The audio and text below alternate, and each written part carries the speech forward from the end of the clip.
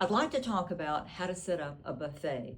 If you're entertaining casually, a buffet is a really nice way to go because you don't have to worry about plating everything.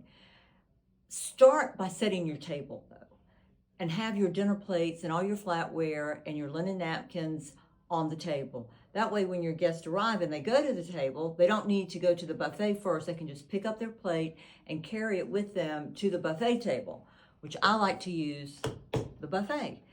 It could be a little bit more casual if you want to put it in the kitchen, and that's fine. Start with your salad first, and sometimes you might want to use a separate plate, but to make it simple, if it's casual, put everything on one plate. I like it that way. Then I go to the protein.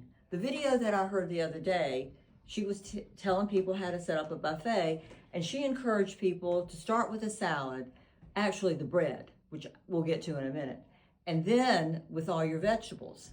I don't like doing it that way. I want to start with your protein. Get your protein, and then you'll usually have more than one side. You'll have a starch, you'll have a couple of vegetables, and then have those. The reason why I like to do that is because if I start with my protein, then I know what side dishes I want to put on my plate. Her reasoning was if you start with your vegetables, then by the time you get to the protein, you don't take as much. I'm sorry, that's stingy, and I'm not stingy. I want people to eat. So start with that. As far as bread and butter goes, put that on the table.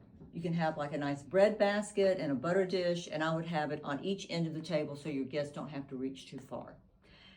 And then I would serve my dessert, and I would just serve that from the kitchen.